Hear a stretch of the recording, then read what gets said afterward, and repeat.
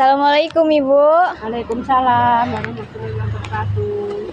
Perkenalkan, nama saya Randura Sofia dari Universitas Teknokrat Indonesia. Perkenalkan, nama saya Kasih Amelia Putri dari Universitas Teknokrat Indonesia. Nah, kami ingin bertanya sama Ibu. Nama Ibu siapa ya? Namanya Umi. Ibu tinggalnya di mana? Tinggalnya di Sukajawa sini, deket Pasar Semep ini. Ibu udah berapa lama berjualan ini pisang? Udah lama dong, ini udah ada 20 tahun aku di sini. Itu kalau misalkan itu berapa keuntungan sehari-harinya, Bu? Alah, nggak pasti. Nggak pasti, Kadang-kadang ya dapat 100, kadang-kadang ya dapat 200, kadang-kadang ya kosong kalau pasarnya sepi. Oke. Biasanya kalau pisang yang paling laku itu apa, Bu?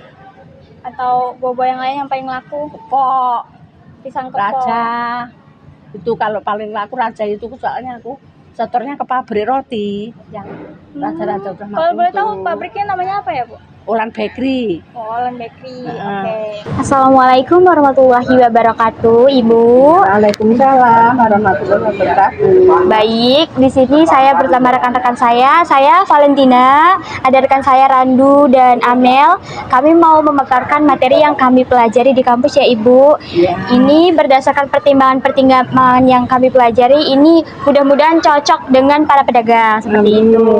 Nah, materi yang saya akan paparkan adalah mengenai eksternalitas.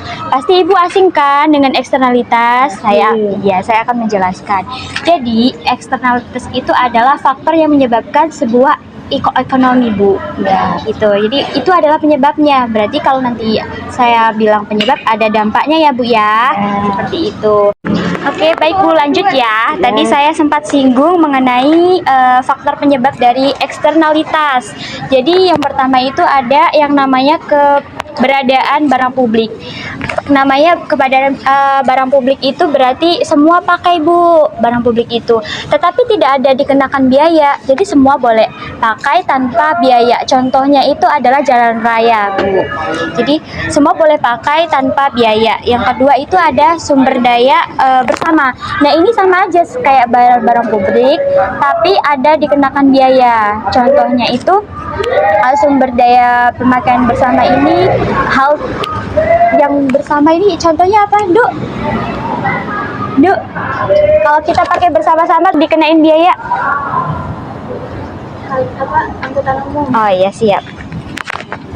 Nah, itu tadi yang dikatakan teman saya ya, Bu ya. Contohnya angkutan umum. Memang semua orang boleh pakai tetapi dikenakan biaya. Lalu yang ketiga itu ada ketidaksempurnaan pasar. Nah, ini sangat menyangkut paut dengan kita ya, Bu ya, di pasar gitu. Ketidaksempurnaan pasar tuh misalkan contohnya adalah bagaimana? Contohnya itu ibaratnya sama-sama pisang ya, Bu ya, yang dijual, tetapi harganya itu tidak sama karena mungkin suplainya yang dari mana itu hasilnya tidak sama. Lalu misalkan kualitasnya seperti itu ya, Bu ya. Nah, untuk pesannya untuk di pasar itu, walaupun demikian kalau bisa jangan menjatuhkan harga pasaran seperti itu, Bu. Lalu ada lagi yang terakhir itu mengenai kegagalan pemerintah. Kegagalan pemerintah yang dimaksudkan di sini itu, Bu, kan pemerintah kan memang yang bertanggung jawab atas kita ya, Bu ya, tetapi tidak sepenuhnya bisa mengawasi satu demi satu kita, sehingga ya itu tadi banyak tidak efisiensi dalam mungkin pelayanan dan lain sebagainya, Bu, seperti itu. Lalu saya akan membahas mengenai dampaknya ya, Bu ya, masuk pada poin pentingnya, dampak dari eksternalitas. Jadi dampaknya itu ada positif dan negatif.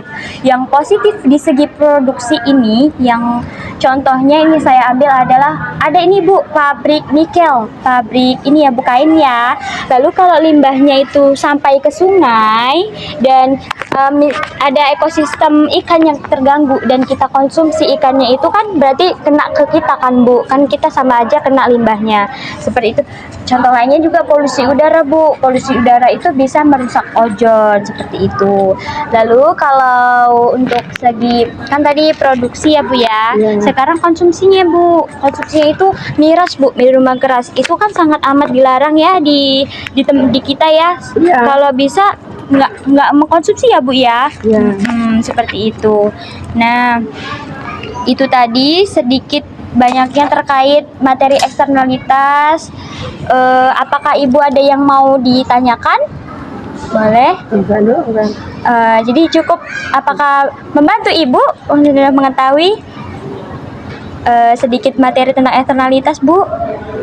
Cukup. Cukup ya. Aja. Iya Bu. Saya dan rekan-rekan saya mau mengucapkan banyak-banyak terima kasih kepada Ibu karena Ya. Ibu boleh berikan waktunya untuk kami memaparkan materi yang kami dapatkan. Nah iya.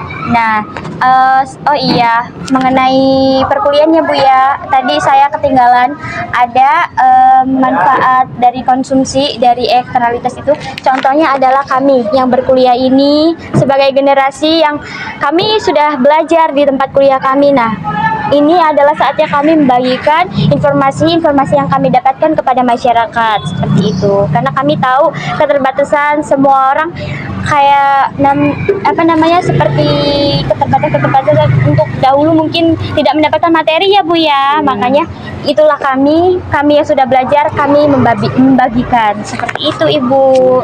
Terima kasih banyak Ibu. Sama-sama. Saya dan rekan-rekan mohon maaf apabila dalam penyampaian atau pengucapan ada yang kurang berkenan di Ibu. Kepada Allah saya mohon ampun. Mungkin sekian ya Bu yang boleh saya sampaikan. Terima kasih Bu. Ini Bu, sedikit ya Bu ya. Tidak, kok repot-repot. Iya, tidak apa-apa Bu. Gitu, sedikit yang bisa